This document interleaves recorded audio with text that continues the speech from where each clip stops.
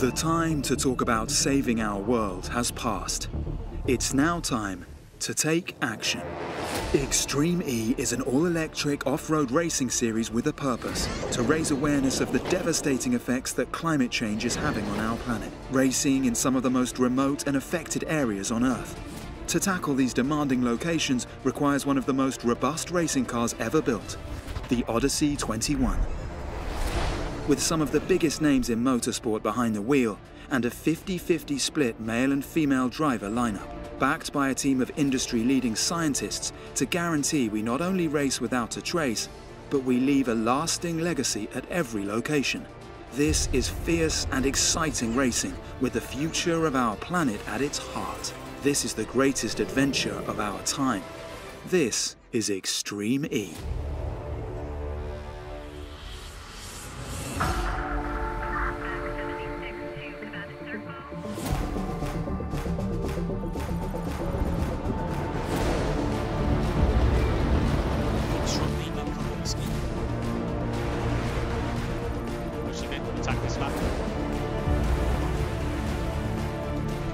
Check the flag.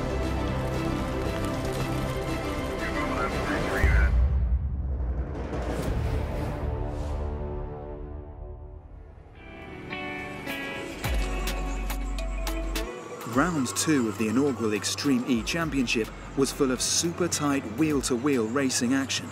But it was the Round 1 winners, Rosberg X Racing, who came out triumphant once again on the beaches of Senegal to take win 2 from 2 and extend their lead at the top of the championship. The day after they were crowned Ocean X-Prix champions, they sat down to reflect on a drama-filled final. So, let's watch the race. Press play, and Molly, you can take us through the first couple of corners. Yeah, we were lucky to get a good start, and I knew I was on the inside, so firstly I didn't want to be squeezed out of the first flag. That was the first priority. Then at what point to hit hyperdrive. I could see we were all kind of level, so I hit it reasonably early. But then as we came up the straight, I could see, Christina must have hit hers later, so then, she was coming up as well. But thankfully the start was good enough, and by the entry to T1 managed to have the advantage and could stick up on the inside. And yeah, coming around T1, you're trying to come in as tight as you can, but the car's moving around in the ruts, and unfortunately we touched on the exit.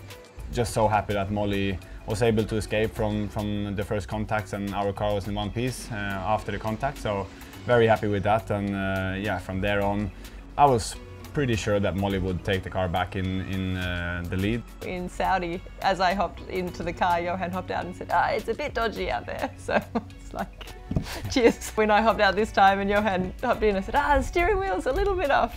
And Johan said, that's no problem. Yeah, it wasn't until he got back, he said, it's really, really off. It was not 2 minutes on the steering wheel, it was more like 6-7 minutes on the wheel, so, but I was alright. On the restart, I saw Molly had a great takeoff from the line, so I was pretty sure that I will have a good start as well. And yeah, where Molly used the hyperdrive was the perfect place to use it, so Molly did the hard work there, so I just tried to copy-paste that. After the first couple of meters during the takeoff from the line, actually the steering wheel was quite off, so when I hit the hyperdrive button, me and Jamie had a little bit of a contact on the straight.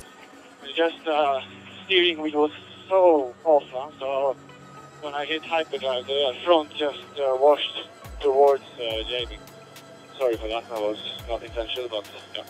When you start the race, obviously we always go for the switch zone. I got some radio communication saying like, okay, now go for the finish and not for the switch zone. Go for the finish line. Finish line. It's 2 from 2 for him and Molly Taylor. Yeah, it was great to have the whole team there at the finish, and everyone was just working so hard, and we always had work to do, and that satisfaction to be able to share that with everyone was a pretty special moment. And then I asked if we was allowed to jump into the sea after the race finished, and yeah, so that we did that, so that was quite nice.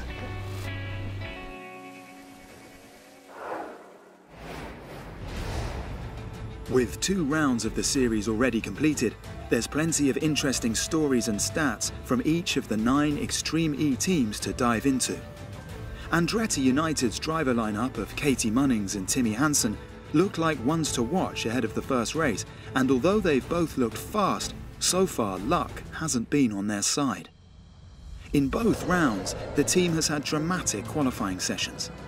Timmy Hansen set the fastest first lap of anyone during Quali Session 1 in Saudi Arabia, but picked up a puncture just before handing over to Katie Munnings.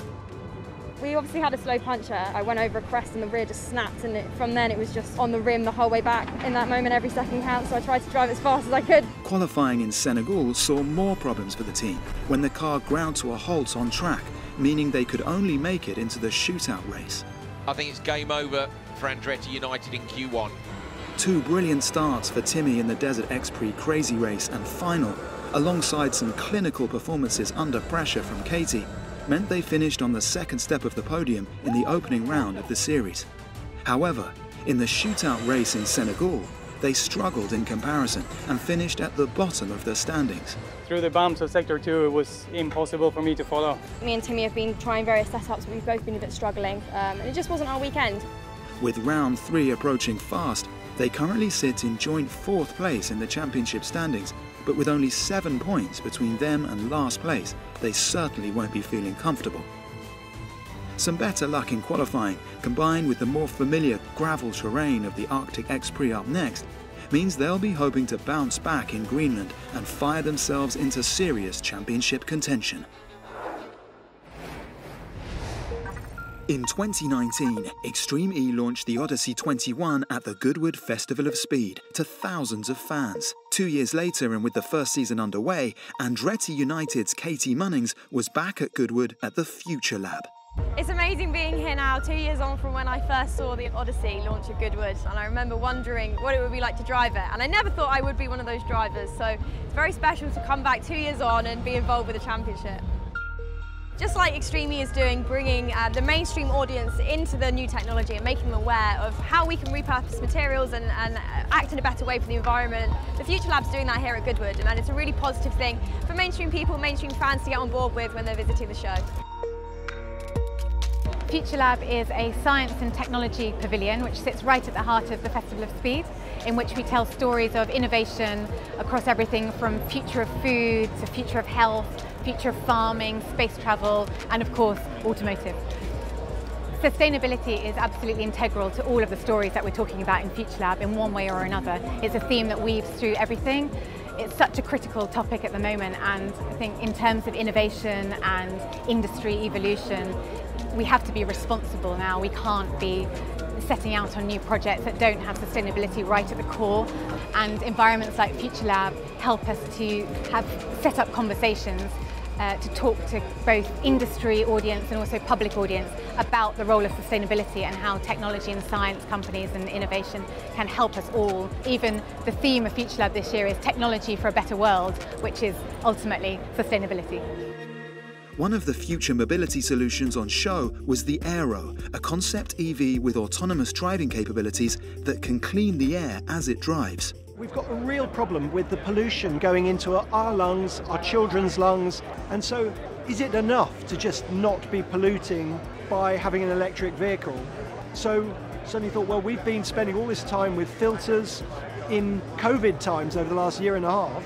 What if a car was cleaning up using HEPA filter technology, the air around? It's just a different mindset from the me thing to us thing. And I think that's very doable. Creating a sustainable future isn't just about the switch to electric vehicles. It involves changes in all aspects of our lives, and revolutionising the agriculture sector is what the small robot company plans to do. The agriculture sector is one of the largest emitters of carbon dioxide in the world. It is a significant proportion of all the carbon that we release. Per-plant farming is really the next generation of farming. It's the idea that you can look and understand every single crop plant in the field as it grows throughout the season, and then understand when you need to look after it, and then go out and treat those plants to get the best yield for the smallest amount of inputs. By using a system which doesn't plough and which doesn't compact the soil, it means you're not disturbing and turning the soil over. And by doing that, you're not encouraging bacteria to release carbon dioxide into the air. Also, because we are minimizing the use of fertilizers, we are reducing the amount of carbon that is released in the production of those fertilizers. And actually, that's one of the biggest problems that farming has. Acciona Sainz XE, with motorsport legend Carlos Sainz Sr. and Leia Sanz behind the wheel, have had a roller coaster opening 2 races, with moments of brilliance and misfortune coming in equal measures. Their combined desert experience from the Dakar Rally came in handy during qualifying in Saudi Arabia. It feels good to be in a terrain more familiar to me. I'm excited to start, but also a bit, nervous. An excellent performance saw them secure 2nd place overall. We are P2, Laia is doing a great job. I'm happy, we are happy, and yeah, let's see tomorrow what is happening. Despite this initial success, there were doubts on how they would fare when the wheel-to-wheel action began, as both drivers come from a rally background. In the semi-final, Carlos showed he wasn't afraid to get stuck in, but he was unable to take the lead, and with no visibility in the desert dust, they finished 3rd in the race, meaning they didn't progress to the final. I think we have a good start. Then before the first corner I have a small touch with Sebastian Loeb, and then it was over for me. In Senegal, a technical issue in qualifying saw the car break down on course and disappointingly landed them in the shootout race. Carlos once again showed his wheel-to-wheel racing prowess and took the lead at turn 1 with a late braking manoeuvre. Despite her best efforts on lap 2, Leia Sanz wasn't able to hold on to the lead, meaning they finished 8th overall. For us, wasn't so good this weekend. We had good chance here because of the terrain, so it is a pity that straight away we were out, but this is how motorsport is sometimes. Both Carlos and Leia, with their combined desert racing experience, have adapted well to this brand new electric series. But with the colder climate and gravel terrain of the Arctic X-Prix up next, will they keep cool or freeze under the pressure?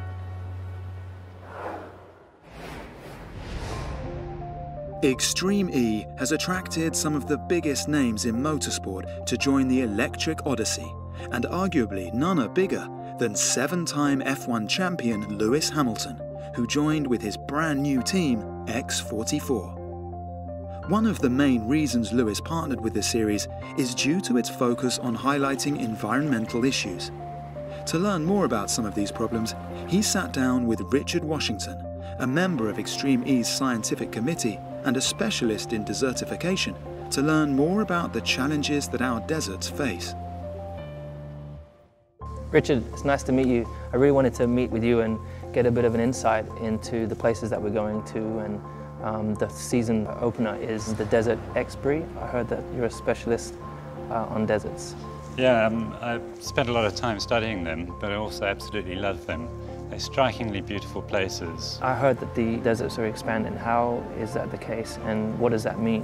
They are expanding, and a key reason is human intervention in the climate system.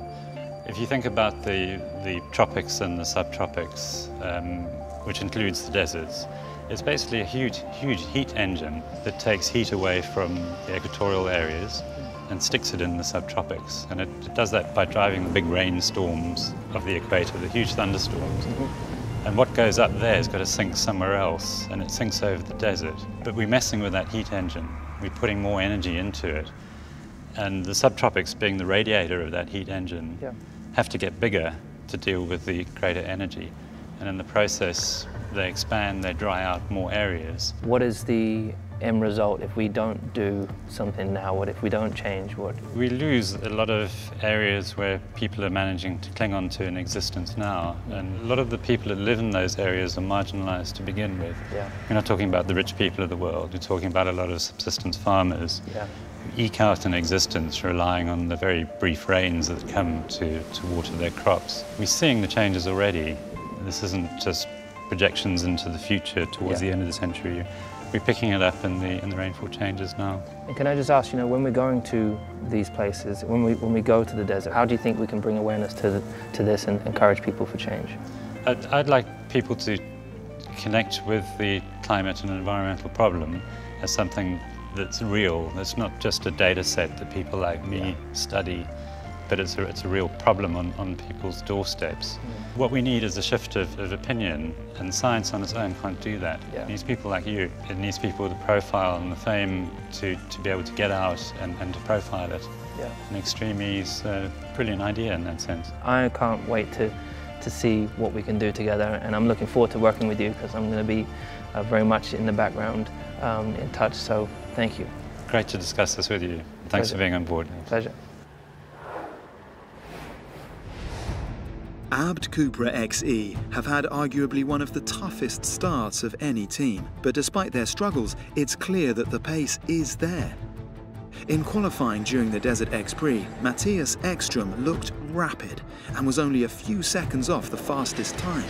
Unfortunately for him and the team, his teammate Claudia Hürtgen lost control of the car during her lap. Oh, sideways in a roll! Massive off! That's huge! I hope the guys can repair the car for tomorrow, and then we will go out again tomorrow.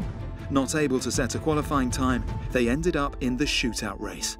Off the line, Ekström showed his wheel-to-wheel racing experience and took the lead, but unfortunately for Claudia, her nightmarish weekend only got worse. He's in the dust now, looking for a way through. No lifting! Oh, the hit shot!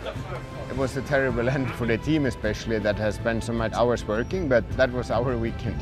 When the team arrived in Senegal for round 2, more troubles for Claudia appeared when she fell ill before the racing could begin, meaning she was replaced by reserve driver Jutta Kleinschmidt.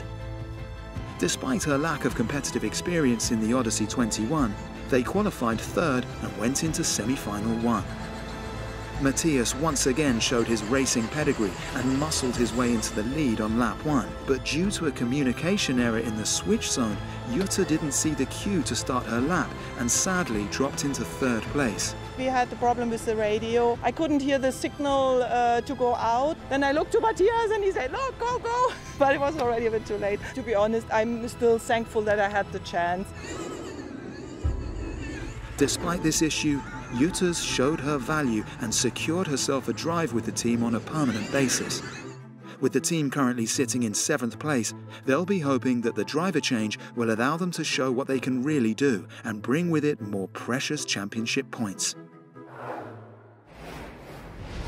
At every race location, the championship's aim is to leave a lasting legacy in the surrounding communities. And in Senegal, Extreme E's legacy partner TO.org is going one step further with its environmental efforts in the region.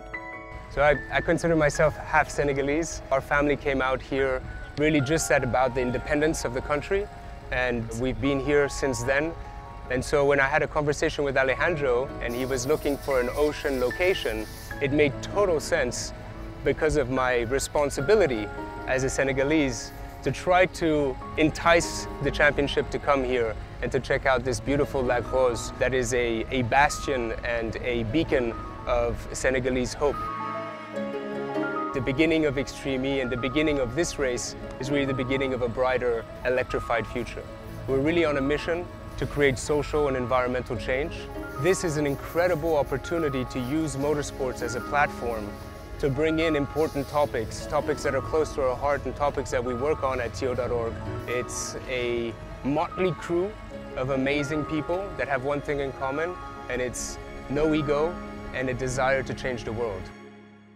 TO.org, alongside the Senegalese Association for Reforestation, are on an epic journey to plant and grow an 8,000-kilometre natural wonder of the world across the entire width of Africa, known as the Great Green Wall. The Sahel is one of the most inhospitable places on Earth.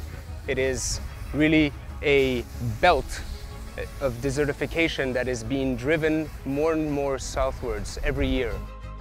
In order for us to really accelerate this movement of doing good, it needs to be aspirational.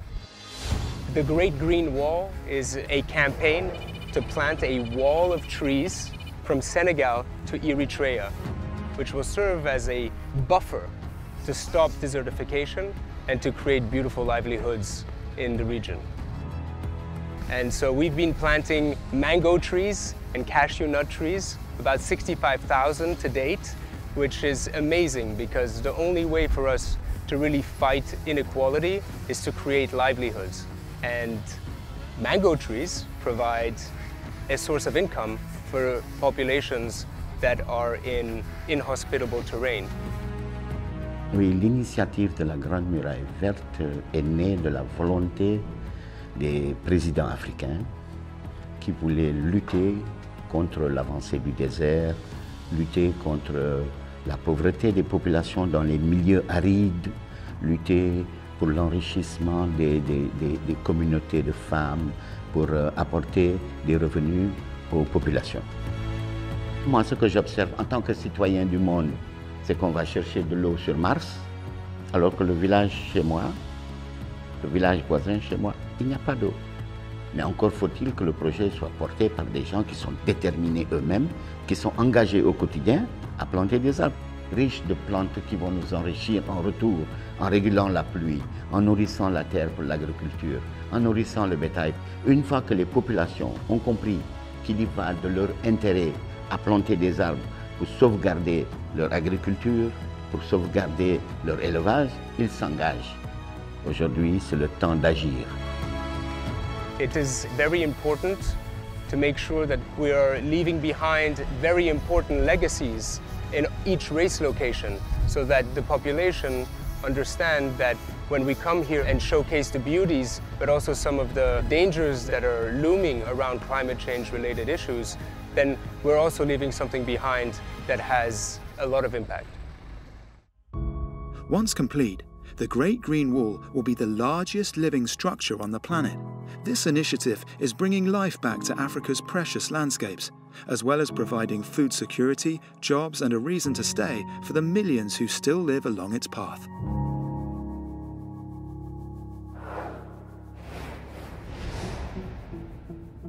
The Extreme E Championship will see racing action in stunning remote locations around the world, whilst making sure that they leave no trace behind. In order to do just that, huge amounts of care and consideration is taken by the Extreme E team. So here we are, this is Al Ula. We've built over the last week 70 tents and filled them with all the equipment. To give you context, that's 50 containers load of equipment which has come off of the St. Helena. One of the problems we have with Extreme E is we're working in some of the most aggressive environments in the world. Every site is unique and has unique challenges.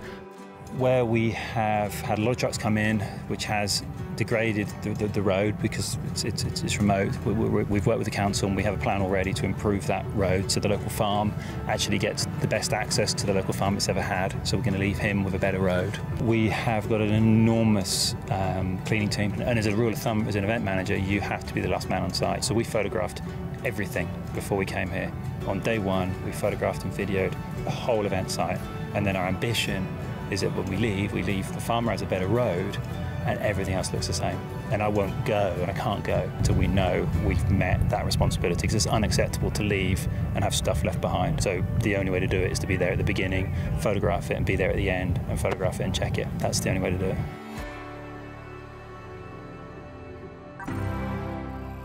One of the many ways Extreme E made sure it left the shores of Lac Rose, Senegal, better than it found them was by organising a beach clean, and even the drivers got stuck in. You can see here along the beach there's so much plastic on the beach, which is devastating to see because the beach should be clean. And this is the thing that's really great with the Legacy program. I mean, we come to a place like this, it's plastic all over the beach, we do this clean together, we get huge amounts of plastic and we leave the place in a much better state than we came to. It's so important to speak about the problem in the world, the plastic. So we decided to come and clean a bit the beach with the guys here, and in 10 minutes we find a lot everywhere. It's crazy. It's definitely not something I've done on a race weekend before, but it's fantastic. I mean, all the drivers commented on how bad the plastic was on the beach, so to actually now get down here, not in the race car, and pick some of it up, I think is a great thing. And it's only a small proportion of obviously the whole beach, but it will hopefully contribute to a bit more. This is the water pouches, and the problem with that type of plastic is that it's going to microfragment and become tiny bits of plastic, and this is when it becomes very dangerous because we can't see it anymore. Yeah. I was super happy to see the drivers and guests to come down on the beach and come down on the ground and start making a difference. Like, this is what we need, action, not intentions. The beauty of Extreme E is about action, right? It's about the fact that we really do things that matter to make sure that each one of us can make a difference in this world. and there is no puny actions. Everything that's done is meaningful, and this is what we would like to showcase through the Legacy project and make sure that everybody can really absorb that and act on his own way. Everything makes a difference. Next time on Electric Odyssey, Rosberg X-Racing founder Nico tells us why Extreme E is so important in the race against climate change. It's exciting racing, but with the social causes that we're really trying to support. We analyse 3 more teams and their stories so far, and Lewis Hamilton learns about the problems facing our oceans. The more you heat the world, the more the oceans warm, the more the ice melts, and the more the sea level comes up. It's devastating.